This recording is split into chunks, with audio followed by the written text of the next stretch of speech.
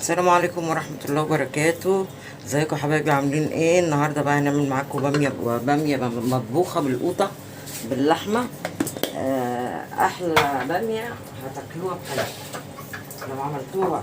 لو عملتوها بالطريقة اللي انا بعمل بيها دي، هتلاقوها احلى بامية كلتوها.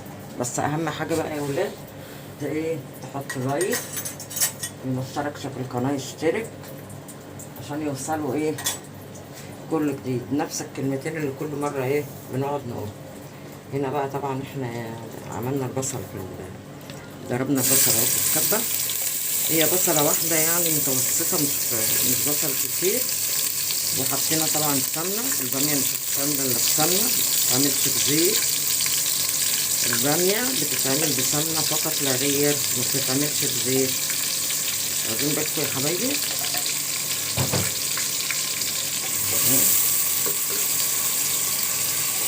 نقلب بقى البصلة بالسمنة كده لغاية بقى ايه ما يبقى لونها جولد كده، لغاية لما لونها يبقى ايه، يبقى ذهبي. مش هنحمرها قوي عشان لسه هنحط عليها حاجة تانية هتشوفوها دلوقتي. ماشي يا حبايبي؟ وهنا زي ما انتم شايفين كده البامية بتاعتنا اهي، شايفين البامية بتاعتنا خضرة وجميلة اهي، شايفين يا بنات اهي. واهم بقى ما في الموضوع قرن الفلفل ده، شايفين قرن الفلفل ده اهم حاجه بقى في موضوع الباميه دي. قرن الفلفل بالنسبه لي انا على الاقل، انا مش عارفه بالنسبه لكم انتوا ايه. شايفين الباميه حلوه ازاي، خضره وجميله وطازه، وانا مقنعاها اهي وغسلاها مخليها زي الفل. شايفين اهو. هنحمر بقى البصلايه وبعدين نقول لكم بقى هنعمل ايه.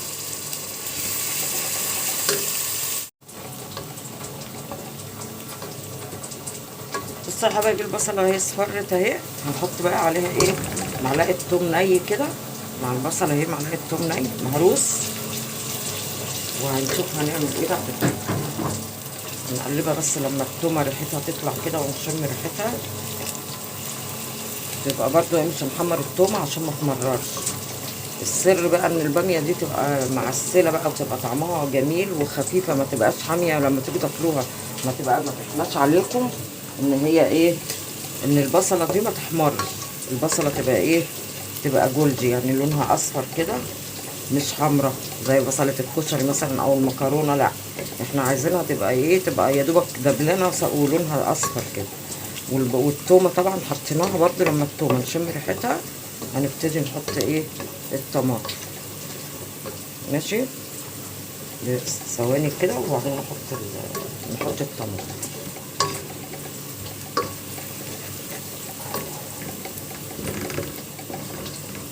شايفين لونها يا بنات؟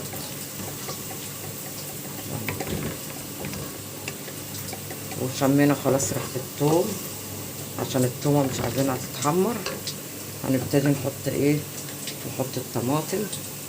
طبعا غسلين الطماطم ومصفيينها اهي، حطيناها.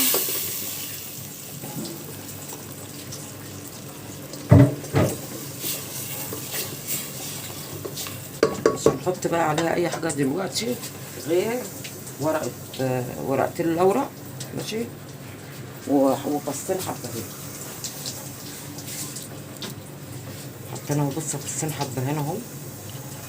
وهنحط ورقتين اللورا.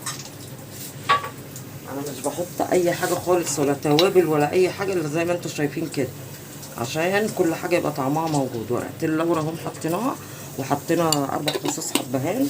وهنحط فلفل اسود فقط لا غير، ولا بهارات بقى، مش عارفه لحمه ولا بهارات، بتاع فلفل اسود اهو. وخلاص على كده. هي دي التوابل بتاعتي اللي انا بحطها على الاكل، وبيبقى احلى حاجه بقى. القطه الطماطم اهي يا بنات، شايفين اتسبكت اهي. ناقص بقى ايه، نعمل ايه بقى، نروح حاطين الباميه اهو. ننزل بقى الباميه بعد الطماطم ما اتسبكت خالص. ماشي، نزلنا الباميه اهو، ونقلبها بقى تقليبه، وهنسيبها تتشرب كده في الطماطم قبل ما نزود لها. طبعا احنا هنزود لها شوربه يعني، مش هنسيبها كده، بس مش دلوقتي، لما تتشرب بقى من الطماطم والبصل. وفي حاجه تاني بقى احنا ايه قلت لكم عليها، ان الباميه لازم لازم لازم ولا بد من ايه، من قرنين الفلفل دول. بصوا الباميه بتاعتي من غير قرنين الفلفل دول ما بعترفش بيها، واخدين بالكم اهو. شويه بس كده، وبعد كده نروح عاملين بقى ايه، هنحط بقى اللحمه عليها وهنزود عليها شويه شوربه، بس لما الباميه تشرب من التسبيكه دي. ماشي يا حبايبي. بقى الباميه خلاص استوت اهي. هنحط بقى اللحمه، هحط عليها اللحمه. اللحمه طبعا مسلوقه ومستويه، شايفين اللحمه اهي مسلوقه ومستويه. هتاخد غلوه مع الباميه وخلاص، وهنطفي عليها. شايفين اللحمه مستويه اهي، والباميه قربت تستوي. هتاخد بس غلوه معاها اهو. شايفين الباميه غلوه واحده وهنطفي عليها. شايفين اتسبكت ازاي وشكلها جميل ازاي. يلا حطوا لايكات بقى، اللي وصل لحد هنا يحط لايك. بقى اخر حاجه هنطفي عليها، هي خلاص استوت اهي واتسبكت اهي.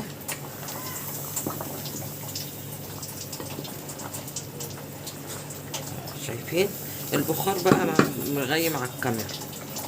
يلا اللي وصل بقى معايا لحد كده يحط لايك للفيديو، واللي ما اشتركش في القناه يشترك عشان يوصل له كل جديد. والسلام عليكم ورحمه الله وبركاته.